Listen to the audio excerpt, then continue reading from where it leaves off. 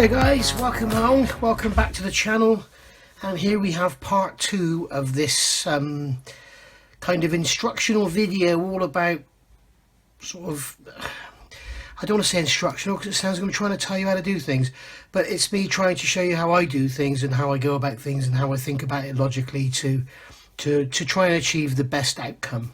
And it just happens to be on this Kitty Hawk OV-10 Bronco.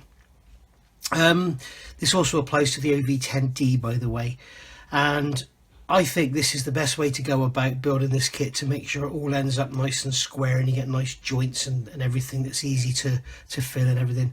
So this is just the way I'm doing it. I haven't looked at anybody else's builds on purpose. I may be doing exactly the same as somebody else has done, I don't know, but I purposely haven't looked at anybody else's builds so that I'm not, you know, influenced by them at all. So what I've done now, you saw me in part 1, I glued this together on this little aluminium jig thing and taped it all down and that, and then we did some work on, looked at the boom and everything. So that's all by the by. What I've done, I've got some brass rod, it's 4mm brass rod, and cut it off to length. I was going to put 2 lengths in the wing. I've decided to just use 1. And the reason for that is if I induce any twist, it'll be a lot easier to sort of tweak it out than it would be if there was 2 in there. I don't think there's any twist. What I've done, I've put the wing central on the cutting mat, and then it's not square though, I've noticed. And then what I've done, I've got these weights on the end, and you can see some masking tape. There is there are some ridges along here. There's some raised areas here and some raised areas here. So I've put layers of cheap masking tape to build the outer wings up so the same height as those ridges, so that when I pull them down, it all ends up dead straight, in theory.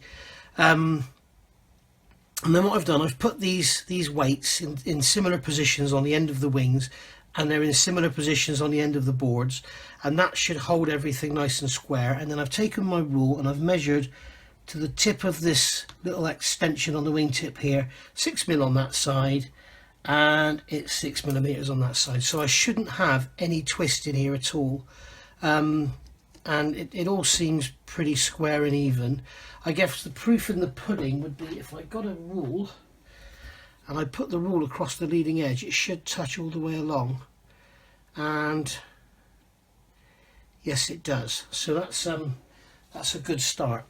This 5-minute epoxy hasn't cured yet, so I'm going to leave it. I'm actually filming this about an hour after I've just finished part 1. So yeah, this hasn't set yet, so I'm going to leave it overnight to go off completely and then have a look at it in the morning. I'm just hoping that I've got the wing dead straight and there's no twist in it or anything. I don't want to start disturbing it now, really. Actually, it might not be a bad idea to disturb it now because it's still soft and I can tweak it if I need to. But we can see there that the wing is extremely straight, it's extremely rigid, and it's certainly making for a much better fit than if I'd followed the instructions, I think. I mean, I don't know, it could be that if you work to the instructions you end up with a perfect model, I don't know, but I very much doubt it somehow. So I'm going to put this back in place now and clamp it back down the same as it was before, so that I get it going, setting off in the same sort of position. So yep, 6mm there, 6mm there, so I'm happy with that. So I'm going to leave that overnight, and then I'll come back to you tomorrow. So it's going to be like, I don't know, 12-14 hours for me, a couple of seconds for you. Alright then, it's the morning after, so this has had about 12 hours now to be set and curing. So yeah, it's all nice and solid, and the wing section is very, very rigid. Take this masking tape off now. I only put that on there because you've got these ridges. You can see there's 2 there, 2 there, 2 there, and that made sure that I didn't pull the wing sort of down and out. So we've now got a very, very flat, very, very rigid wing section. And I was actually looking at this last night and I was thinking, when you actually look at it, it would have almost fitted in the box. Why didn't they mould this as one piece? Very strange. Anyway, so I believe that is now perfectly straight and level and flat. Yes, you can see the, or maybe you can't see. I've got you've got these little protrusions. You've got here on the centre of the fuselage, and then these two protrusions for the engines. And if I put those over the edge of the cutting mat, it's flat. Yeah, as near as damn it, that is completely flat. So I'm really chuffed with that.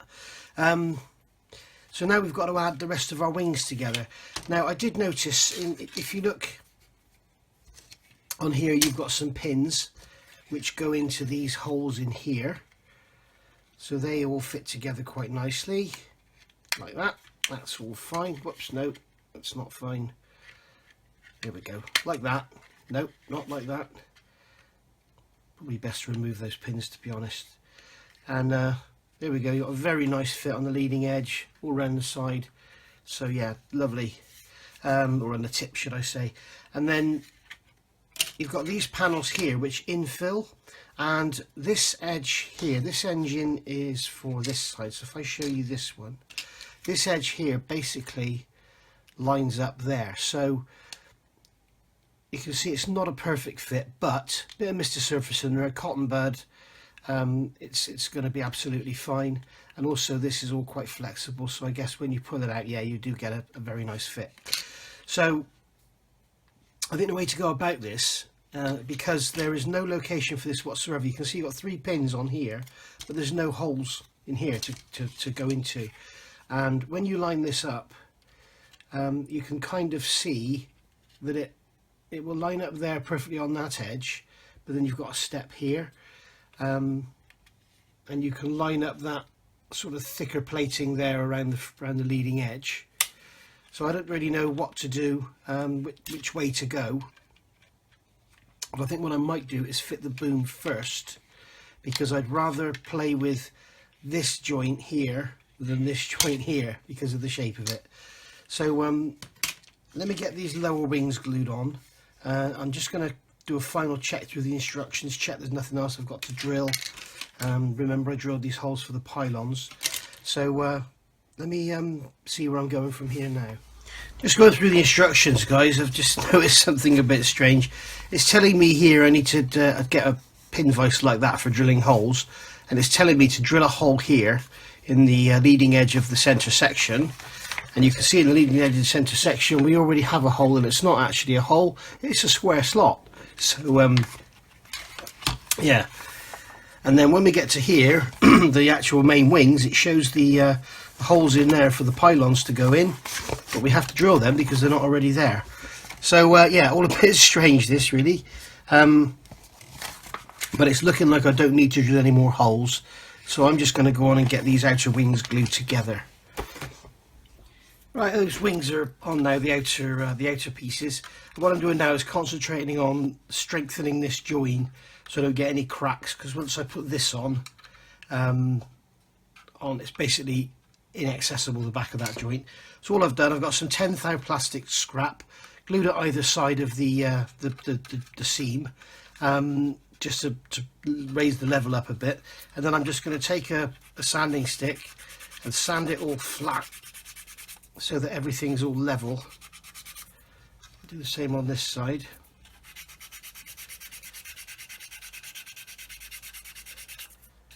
And we've got everything level with no steps or anything in there. In fact, I'm going to grab a coarser stick for this, get a blue one.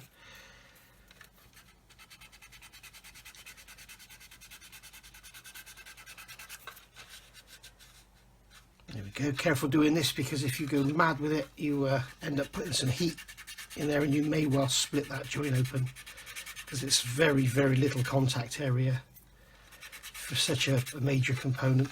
I've done the same back here. I've basically bridged it with plastic card. I've put a block against the back wall, and I've got a piece going across the bottom. I've got some 20 thou plastic card here, well, it's probably 30 thou, and just sort of put a kink in it, and then I can hold that in place over that gap like that, and then put plenty of extra thin in there behind it like so, and then that will give me a much stronger joint in there. Just move that about, get the glue all flowing around. And for this stuff I'm using the plastic weld glue, which is this one. This stuff works very, very well with your styrene. It also works very well with every plastic model I've ever built, but it's very, very good with this styrene. You see me using it a lot purely because my Tamiya extra thin brush is tiny and no good for anything like this. So that's that one on. Let's do this one as well. Let's just hold that in place. Plenty of glue in behind there. Let it get in there and get to work.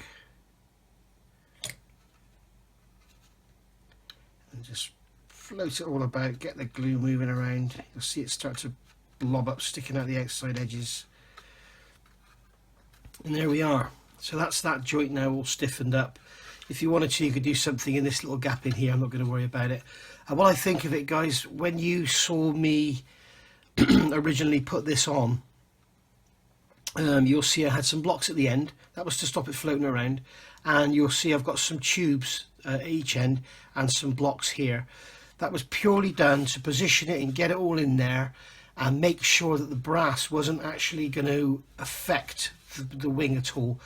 So what I did was just glue them in. I was able to turn the brass and make sure it's fully floating and let the glue bond the epoxy, let the epoxy bond the brass to the wing.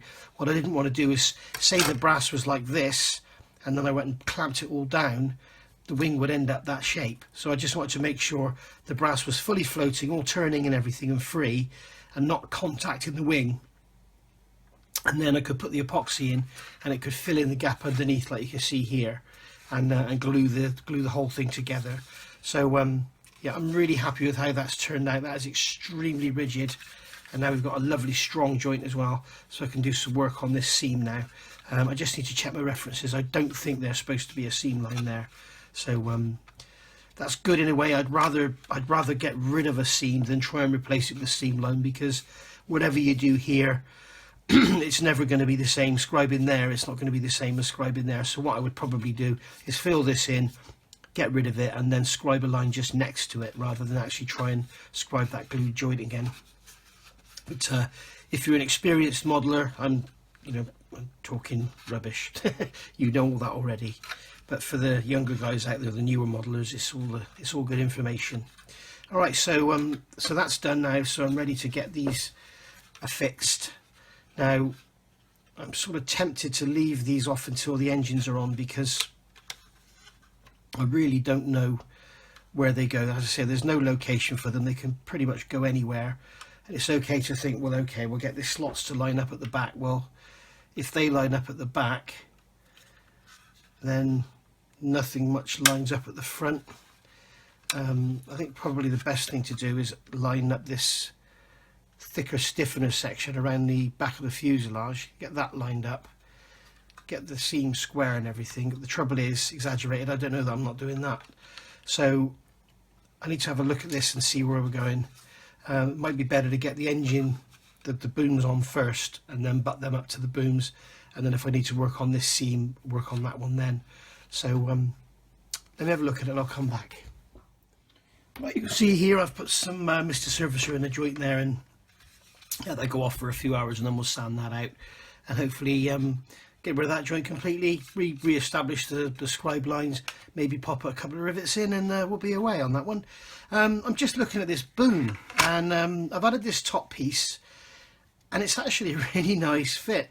There's a gap there, that's kind of our fault. When I say our fault, I mean mine and Kitty Hawk. There's a sprue connection point on the actual pylon there. Let me show you on the boom, should I say. And you can see there's a sprue connection point here, and what they've done, this is like a stepped area. It's like an L section step in it, and the actual sprue gate is on that, so you've got to sort of clean it out in the corner, and I've gone a little bit too far, so I've made a bit of a gap there, you can see. But once it's had a bit of glue in it, I don't think there's a panel line there, so so that's all okay. I did notice we've got a panel line going over the top here, and it stops there, so we just need to re-establish that one. But then we've got all these rivets around here that all line up beautifully, and the fit is just generally really, really nice. So then I thought, well, I'll offer this up to the wing and see what it's like. And sure enough, it's really nice. Probably sand a feather, a touch off the front of that panel, which is better than having to fill. So that fits really nice. And then when we turn it over, I can just hold it in place. It's easier to put it in place when it's upside down. You can see there the fit with that wing root going into the to the engine area there is really, really nice. Glue that up, Mr. Surfacer, wipe over with some alcohol, job done. I'll be honest, I have sanded literally like that much off of there because it was slightly over this way. There was a bit of a step there, so I've just sanded off a little bit of the wing, the trailing edge of the wing there, and as you can see, the fit is now lovely there. But also it hasn't affected the fit here at all. So obviously this section was just slightly too long and affecting the fit of it there, the fit of the boom. So yeah, unfortunately I can't carry on now because all this undercarriage bay, look at the fit of that undercarriage bay in there, it's lovely. And even this back wall, when this goes in, if you look, this fits beautifully as well. Look at that. That goes in there and just sits in there and forms the flange, if you like, for the gear doors to sit on. Really, really nice. Really pleased with this. Ejector pin marks in there to get rid of. That's no big thing.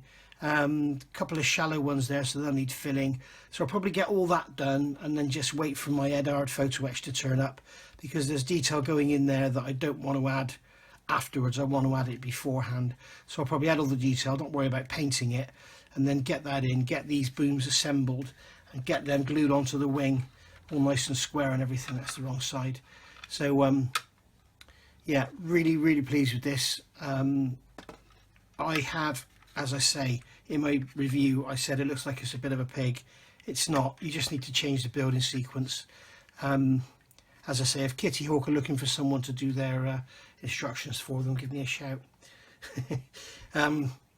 But yeah, really, really pleased. If the other side fits as well as this side, this is going to be a doddle to go together. I'd almost like to have a go at building this kit the way they suggest. I can imagine it wouldn't be easy. But there we go. So that goes like that. And then I guess what we could also look at is, once we've got this on,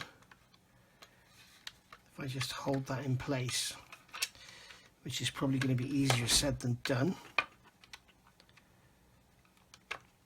What's going on? Why can't I get it on? There we go. I'll just hold that in place like that. Then this wing section is going to go in here. And again, you can see the fit. If you could get around my hand, the fit on there again is lovely. So really pleased. Well done, Kitty. You've done a lovely job on this. Okay, so I'm going to have to wrap this video up here because there's nothing really much more I can do until I get these Eduard parts. As you can see, I've got the ejector pin marks filled with some Mr. Surfacer, so that can go off and they can be rubbed out, and I've done the same in there. On this one, on the sides, they're actually raised, so they'll be scraped out. I've assembled these little, I don't know, they're oil tanks, I guess, that go in the undercarriage bays. They just sit in here like so, up in the roof. So like that, they just sit in there, and then there's a photo etch bracket to go on there that'll look lovely. So yeah, I mean, I need to wait obviously for the Mr. Surfacer to dry, get that all rubbed out, and then I can't really go on with the undercarriage bays until I get this Eduard set through, which I'm hoping is going to come in the next 2 days. So yeah, basically the Eduard set, when it comes, I'll show you. We've got the nose gear bay there, and we've got some detail for the actual legs there. This is a ring of bolts or ring of rivets that goes around the bulge that goes on the back of the fuselage section here. Not really sure why that's there because it's already moulded on here, but we'll see when it comes. Maybe this is a bit more pronounced, maybe it's more like the real thing. And then we've got some detail going on this bulkhead here, photo etched steps for the outside, and then we've got the these are the doors to display, so you can have the doors open to display the machine guns inside, which is a nice touch because they'll be really thin. Then we've got the this is going to be just some sort of detail for a panel, some rivet detail. We've got some mesh going on intake there, and then more mesh going on the engine intake there. We've got detail, we've got a little thin section landing gear door to replace the chunky plastic part. Some oleo scissors, which is really nice. They'll be nice and thin. Little toe-in eyes or holding down eyes. A brake line there, which is probably in this scale better to make with wire, but it's there anyway. And you've got a pattern. Some other bits and pieces of the brake parts and another actuator or cable or something there. And then you've also got a detailed strip going in on there. And I believe, yeah, there's one for each side. So you're putting that on after you fitted the doors over the hinges by the look of it. So there's a lot of work in the front undercarriage bay there. So or no, that's the main undercarriage bay, isn't it? That's the main undercarriage bay there. So yeah, interesting to see how much work there is. Yeah, that strip there is going to go along there. So that's going to really add some detail. And when you think this is basically a very light grey, almost off white, and then get a nice wash in there, dirty it up, it's going to really pop. And then going over the page, we've got more detail here, which is going into the main undercarriage bays, as I've shown you earlier. That oil tank I just showed you was here. You've got the bracket going across the top for the bracket there to replace a piece of plastic. And then those chaff dispensers there, which we don't worry about on the Vietnam versions. Then we've got all our little loops and everything for our trim tabs, actuators for the elevator and ailerons and stuff, which is all nice. I'm not sure what's in the kit. And then we've got some detail parts for our pylons. So if you're not going to have anything on there, there's your basically your metal base to show the pylon with nothing on it. Then we've got the detail, the clamps and that for the aims. Filler ports for the drop tanks there. Some sort of bracket there for that one. Another more filler ports. And not quite sure what that is, but that is obviously some sort of thing that's on there. It looks like a hand wheel or something going into the side of that tank there. So yeah, very nice. We've got the igniter bits there for the back of the rockets as well, which is a nice touch. So yeah, looking forward to getting this set because I think it's for what it costs. I think it was like £13 on eBay, and you know, I think for this model it's a must. I mean, it's a beautiful model and it deserves this this exterior set. And what I like about this is what I call old school, Eduard. It's like a big old set for not a lot of money, and there's a lot in there, and it's darted around all over the place. And you don't go and buy a separate set for the nose gear and a separate set for the engines or whatever. It's a really nice set and well worth the money. And I think this kit not only needs it, but it deserves it, because it's got some beautiful surface detail on it. The fit so far has been awesome, and I'm really pleased with it. I can't believe how happy I am with this. It's lovely. So don't forget to check back, come back and see reviews, builds. I will probably finish this. It's going together lovely, and it's very enjoyable. And this plastic is also a pleasure to work with. I am converted. Well, I'm not really converted because I'd never built a Kitty Hawk kit before. I'd listened to other people's opinions. So it just shows that you shouldn't really listen to other people's opinions. You should make your own mind up. You know, some people may run away from this because of the way the assembly sequence and stuff. Turns out it's been a real godsend for me, because it means I can put my own touch on it. And hopefully, if you're thinking about getting one but a bit scared, you can follow along with me, and if you do what I do, then you should end up with the same. Yeah. So Anyway, yeah, thanks for watching. And one more thing, don't forget the Airfix Hellcat is imminent anytime now. As soon as Antics get it in, they'll be giving me a call, and I will have it here on the bench reviewed for you straight away, and I will start to build, and I will build it right the way through. There will be, everything else will get dropped except for the build alongs. Everything else I'm doing like this will get put to one side, and we'll just get that Hellcat done, and it will be out of the box with the Airscale instrument panel upgrade, which you'll probably see me reviewed. So thanks for watching, and I'll see you all soon. Bye bye.